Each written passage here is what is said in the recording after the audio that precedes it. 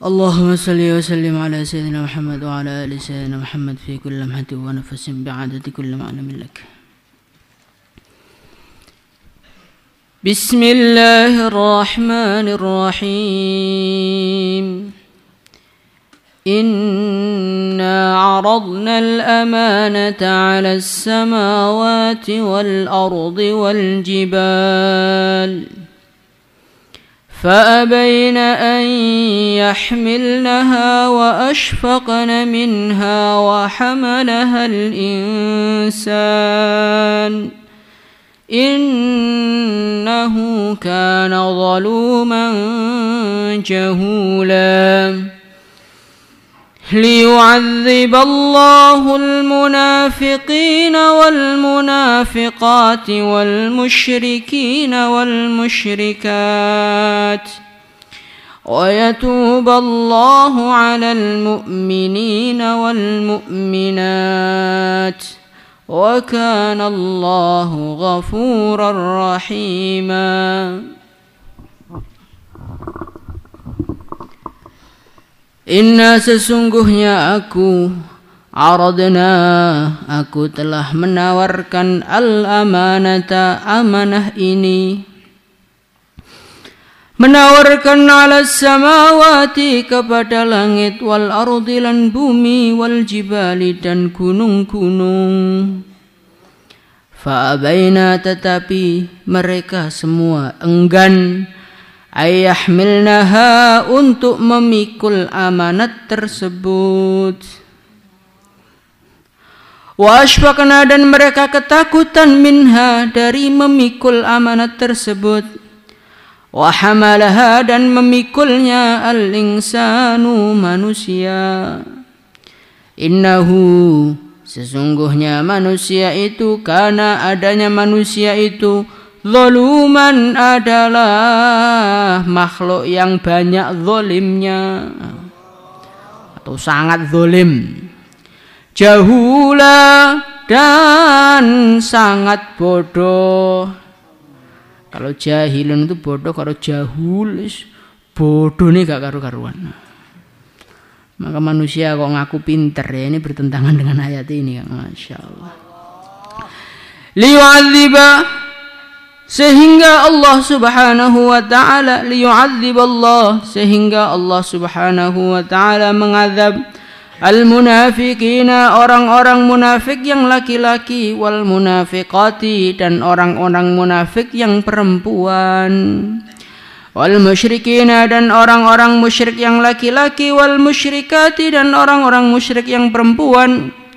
Wa yatuba Allah dan Allah menerima taubat alal mu'minina kepada orang-orang yang beriman laki-laki, wal mu'minati dan orang-orang yang mukmin yang perempuan. Wa kana Allah dan adalah Allah ghafuran, zat yang maha pengampun, rahiman dan maha penyayang. Ini ayat ini adalah suatu ayat yang perlu kita renungi. Allah subhanahu wa ta'ala berfirman, sesungguhnya aku telah menawarkan amanat ini. Apa yang dimaksud dari amanah di dalam ayat ini? Yang dimaksud kata para ulama adalah syariat-syariat Allah subhanahu wa ta'ala.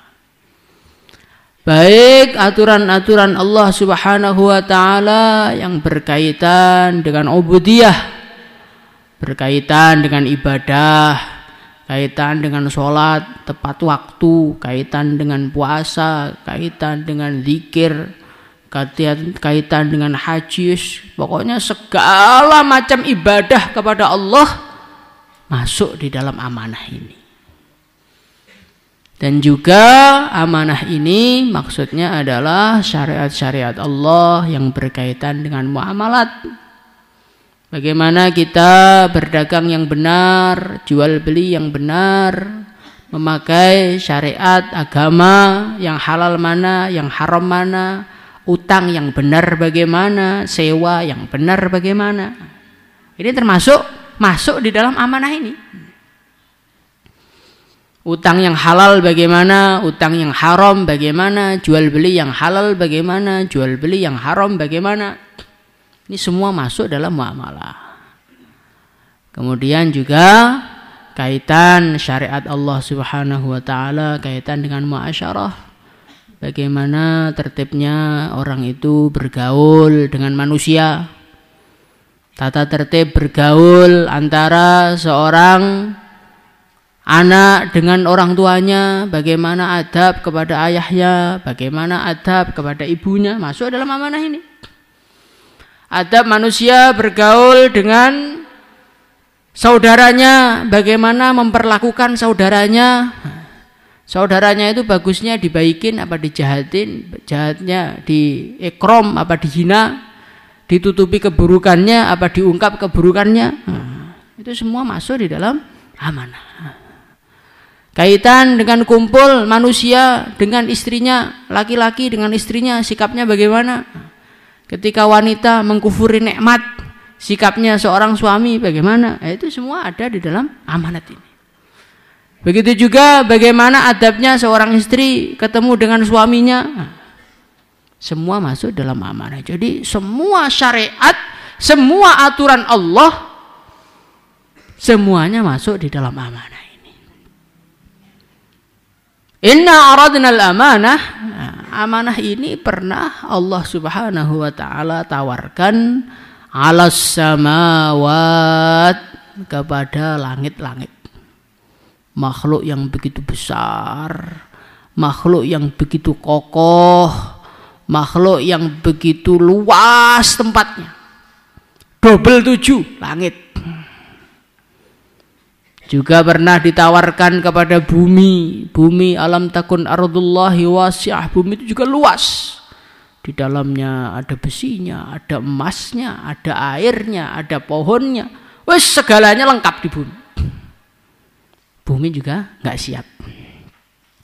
Wal jibal, dan tanggung jawab ini juga pernah Allah Subhanahu wa taala timpakan kepada gunung yang begitu kokoh menjulang, yang ditabrak angin juga nggak goyang, yang mana Allah katakan bumi ini sebagai pasak-pasak, gunung ini sebagai pasak-pasaknya bumi. Makhluk yang begitu kokoh dulu pernah ditawari Allah untuk mengamalkan agama.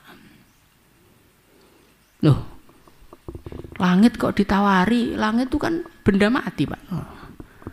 Bumi kok ditawari? Bumi kan benda mati. Gunung kok ditawari? Gunung kan benda mati. Maka ketahuilah sesungguhnya samawati wal ardi wal jibal ruhun haqqaniyah. Sebetulnya bumi, langit, tanah, gunung ini ada kehidupannya mereka ini. Dan ini didukung oleh firman-firman Allah Subhanahu wa taala, wa in min syai'in illa yusabbihu bihamdihi walakin la tafqahuna tasbihahum. Segala sesuatu itu, mau batu, mau lampu, mau kipas angin, mau kayu, mau genteng, mau batu bata, mau mobil, kertas, peci, segala sesuatu yusabbihu bihamdih, mereka ini menyucikan Allah Subhanahu wa taala semuanya. Maka kadang-kadang kita ini perlu hati-hati, Kang. Kita ini bermaksiat, ya kan? Kalau nggak ada orang di kamar sendiri berani. Kita kira tembok-tembok itu nggak tahu kalau kita maksiat. Kita kira tembok-tembok itu nggak dengar kalau kita gunjing orang. Semua makhluk-makhluk ini mereka juga dengar. Mereka juga bisa ngomong, mereka juga bertasbih kepada Allah. Walakin la tafqahuna tasbihahum, tetapi kitalah yang tidak faham bagaimanakah tasbih mereka. Maka ada seorang Asy-Syaikh Al-Akbar qaddasallahu sirrah, beliau mengatakan, Orang-orang mengatakan bahwasannya Allah menawarkan kepada langit, kepada bumi. Itu hanyalah perumpamaan saja, karena langit, bumi itu benda padat. Beliau mengatakan itu saking nggak fahamnya. Saya membaca ayat itu tanpa tafsir langsung paham, kata beliau. Loh kenapa? Loh saya mendengar loh. Tasbihnya tembok, tasbihnya batu, itu saya mendengar kok. Maka beliau itu di akhir hidupnya, beliau ini cuma makan satu jenis roti yang dikasih gula gitu. Beliau mengatakan ini roti ini saya pengen makan ini tok, yang lain-lainnya saya nggak mau. Mau semangka, sate, gulai, kambing nggak mau saya. Kenapa? Karena roti yang jenis ini dia ini mempunyai zikir khusus, mempunyai tasbih khusus yang menjadikan saya kalau makan tuh jadi semangat beribadah kepada Allah SWT. Wah, ini nggak nyampe otak-otak yang penuh dengan kemaksiatan dan kezaliman kayak kita ini nggak nyampe. Jadi apa-apa yang ada di sekitar kita, baju kita, buku kita, ini semua bertasbih.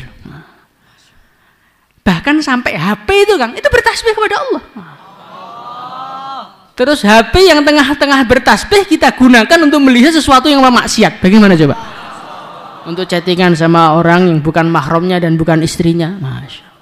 Bagaimana marahnya HP kepada kita nanti di akhirat. Nanti semua itu akan jadi saksi bagi kita. Tanah-tanah yang kita jadikan untuk tempat bangkong, WC-WC yang jadikan kita tempat nongkrong, meja-meja rehal yang jadikan kita tempat tidur ketika ngaji. Itu nanti itu akan lapor semua kepada Allah. Bagaimana coba? Inna aradna al-amanata 'ala as-samawati wal-ardi wal-jibal fa'abayna an yahmilnaha wa ashfaqna minha. Tetapi ketika mereka dengan kokohnya, dengan hebatnya, dengan kekuatannya, dengan besarnya, dengan luasnya, ternyata suruh bawa syariat agama ini gak siap. Fa'abaina ayyahmilna, mereka mengatakan kepada Allah, ya Allah, kami gak mampu ya Allah. Kami gak usah dikasih pahala gak apa-apa, gak usah disiksa gak apa-apa. Yang penting pokoknya jangan dibebani agama. Gak siap kita.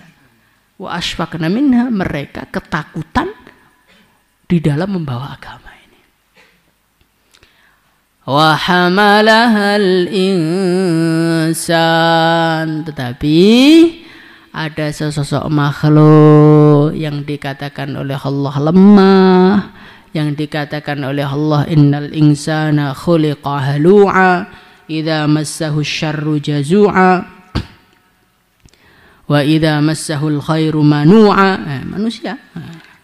Manusia ini diciptakan oleh Allah Subhanahu wa taala sebagai makhluk yang halu'a, makhluk yang sukanya ngeluh terus.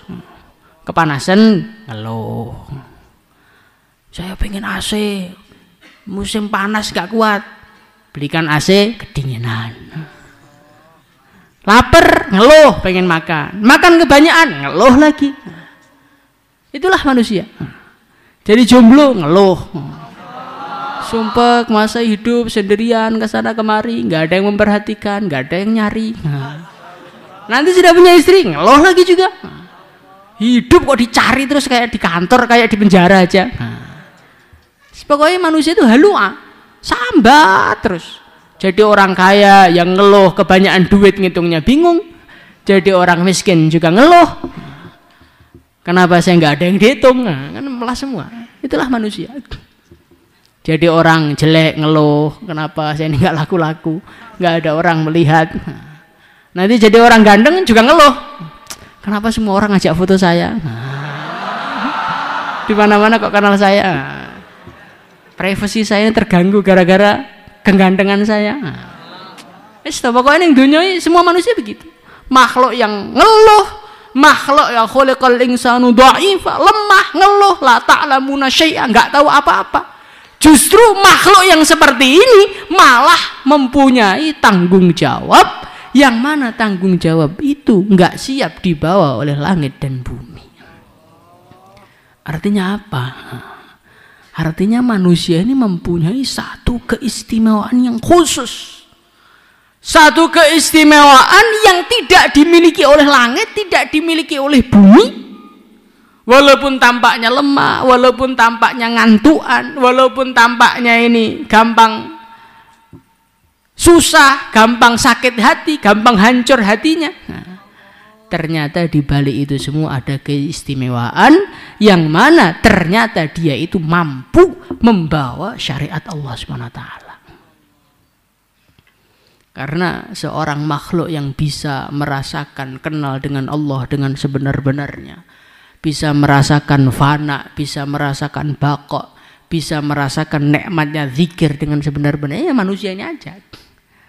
Maka tanggung jawab agama ini, amanah ini hanya dan hanya Allah berikan kepada manusia. Wa hamalahal insan.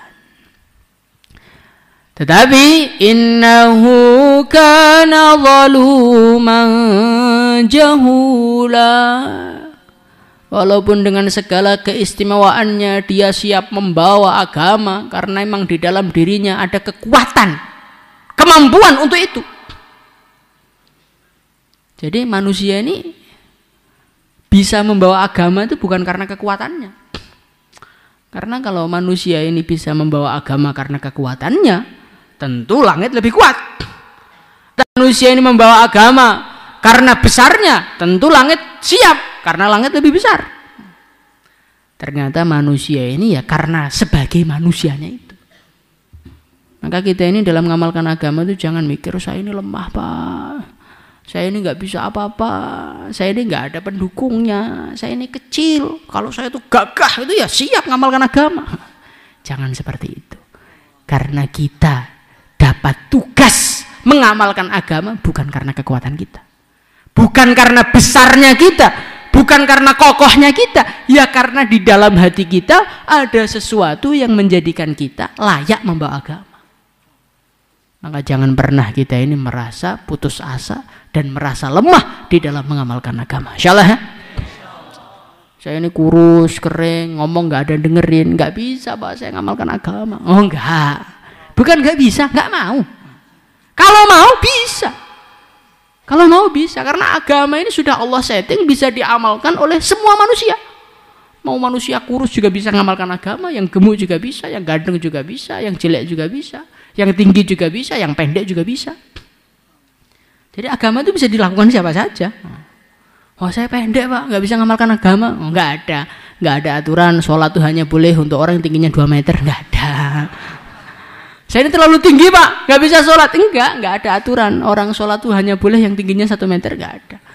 Jadi jangan kita jadikan diri kita sebagai alasan untuk tidak mengamalkan agama. Karena kita ini sudah dipilih untuk membawa beban ini. Maka mau tidak mau, ya harus kita jaga tanggung jawab ini. Insyaallah ya. Kemudian Allah mengatakan innahu kana zaluman jahula. Sesungguhnya manusia ini zaluma, banyak zalimnya, jahula, banyak bodohnya. Dia mampu memegang amanah ini, tetapi dia tidak menunaikan amanah. Orang yang tidak menunaikan amanahnya oleh Allah dianggap sebagai zaluma, orang-orang yang zalim. Zalim kepada siapa Pak? Kepada diri dia sendiri. Jadi orang itu kan nggak ngamalkan agama, akhlaknya tidak baik, jual belinya tidak benar, sewanya tidak benar, tutur katanya tidak benar. Ini sebetulnya dia itu zalim. Liman li nafsi. Semua kezaliman yang kita buat ini sebetulnya kezaliman yang kita buat kepada diri kita. Kenapa? Karena dengan kezaliman kita ini menjadikan seretnya, jeleknya, sumpeknya, kacaunya hidup kita di dunia dan nasib kita di akhirat. Kita nggak mau ngaji umpamanya gitu. Sepertinya enak kan? Enak nggak ngaji, santai, bisa tidur, bisa ngelamun, bisa makan-makan. Sebetulnya kita itu menzalimi diri kita sendiri. Kenapa? Karena kita ini mengembalikan diri kita menjadi seperti hewan. Karena orang itu al-awam kal an'am, orang tuh kalau nggak punya ilmu sama sekali, nggak mau ngaji sama sekali itu kal an'am kata para ulama, seperti hewan ternak, plongo, diajak ngomong agama nggak nyambung, diajak sholat nggak nyambung. Berarti yang rugi siapa? Diri sendiri. Kita tidak baik akhlaknya, kita merendahkan orang lain, kita mencaci orang lain. Akhirnya apa? Justru kita malah dijauhi oleh orang lain. Siapa yang mau kumpul dengan orang yang kata-katanya selalu menjelekkan orang? Siapa yang mau kumpul dengan orang yang setiap dekat kita disakiti terus? Nggak ada yang siap. Maka akhirnya dia hidup sendirian, kelontang-kelantung ke sana. Setiap orang mau dipanggil lari duluan, nggak usah dekat-dekat sama dia. Nanti kalau diperkara sama dia disakiti. Jadi orang yang zalim kepada orang lain itu sebetulnya zalim pada diri mereka sendiri. Baru di dunia, belum di akhiratnya. Nanti di akhirat orang yang gunjing diambil pahalanya. Orang yang meremehkan orang, pahalanya diserahkan kepada yang diremehin. Orang yang difitnah, nanti pahalanya diberikan kepada orang yang difitnah. Pokoknya manusia ini kalau berbuat kemaksiatan, sebetulnya dia zalim kepada diri mereka sendiri. Jauhlah mereka zalim kepada diri mereka sendiri gara-gara tidak mengamalkan amanah, tidak mengemban amanah dengan benar. Ditambah lagi, jauhlah dia itu nggak tahu kalau tidak mengamalkan amanah ini, tidak mengemban amanah ini merugikan dia. Sehingga akhirnya nggak ngaji masih senyum, nggak wiritan masih tenang, nggak dakwah seakan-akan nggak terjadi apa-apa.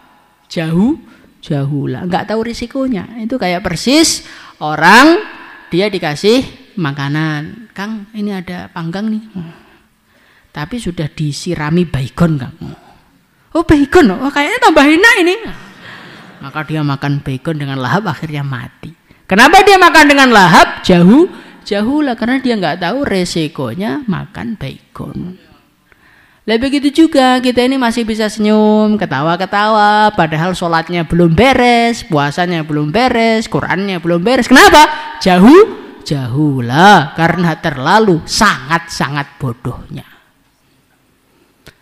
Kemudian yang selanjutnya, liyu'adziballahu al-munafiqina wal munafiqat wal musyrikina wal musyrikat wa yatuballahu 'alal mu'minina wal mu'minat. Allah Subhanahu wa ta'ala itu memberi beban kepada manusia tadi supaya apa? Supaya orang-orang yang munafik, yang dia enggak mau mengemban amanah ini oleh Allah diazab. Wa yatuballahu 'alal mu'minina wal mu'minat. Dan Allah menerima taubatnya orang-orang yang mengamalkan amanah ini. Loh, Allah menyiksa orang-orang yang enggak mengamalkan. Cocok. Tetapi kenapa setelahnya wa yatuballahu 'alal mu'minina wal mu'minat, dan Allah menerima taubatnya orang-orang yang iman, artinya orang-orang yang mengembangkan amanah. Kok enggak Allah mengatakan wa yudkhilullahu al mu'minina wal mu'minat al jannah, kok wa yatuballahu itu kenapa? Ini artinya sekuat apapun, sesempurnanya apapun di dalam mengemban amanah ini, sebetulnya di sisi Allah ini kita tetap ada kurangnya saja. Wis toh, kita ini harus jadi wali paling top, wis sangat dekat kepada Allah. Ibadahnya paling top, dakwahnya paling top, wiritannya paling top, ngajinya paling top, tetap saja indallah kita ini masih ada kurangnya. Kita nggak akan bisa menunaikan haknya Allah dengan sebenar-benarnya, itu nggak bisa. Karena apa? Karena Allah itu zat yang maha tinggi, sedangkan kita ini adalah zat yang maha rendah. Makhluk yang super terbatas, ingin mengagungkan, memuliakan, menghamba kepada zat yang tidak ada batasnya. Istilahnya, gampangannya ngomong, kita ini disuruh ngisi gelas. Air kita disuruh ngisi tong umpamanya. Nah, air kita cuma 1 gelas. Walaupun seluruh gelas air yang kita miliki sudah kita tuangkan, ya tidak akan pernah memenuhi tong. Karena besarnya tong. Nah, padahal tong itu terbatas. Lah Allah tuh nggak terbatas loh. Kita mau menghamba kepada Allah dengan serendah-rendahnya. Wis pokoknya segala jenis penghambaan kepada Allah sudah kita amalkan, tetap saja masih kurang. Maka dari itu orang iman itu dianjurkan istighfar, bukan ketika melakukan kemaksiatan saja, habis beribadah diperintahkan untuk istighfar. Nah, kita ini habis sholat dianjurkan untuk apa? Apakah sholat itu kemaksiatan? Tidak, sholat itu menghamba kepada Allah. Walaupun sholat itu menghamba kepada Allah, walaupun sholat kita ini sudah khusyuknya seperti apa, ya tetap disunahkan istighfar. Kenapa? Karena sesempurnanya kita, tetaplah kita ini kurang di sisi Allah.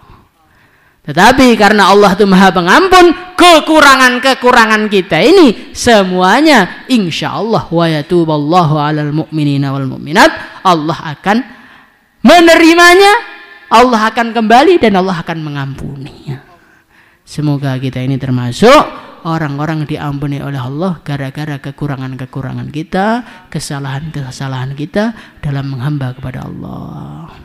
Salatullah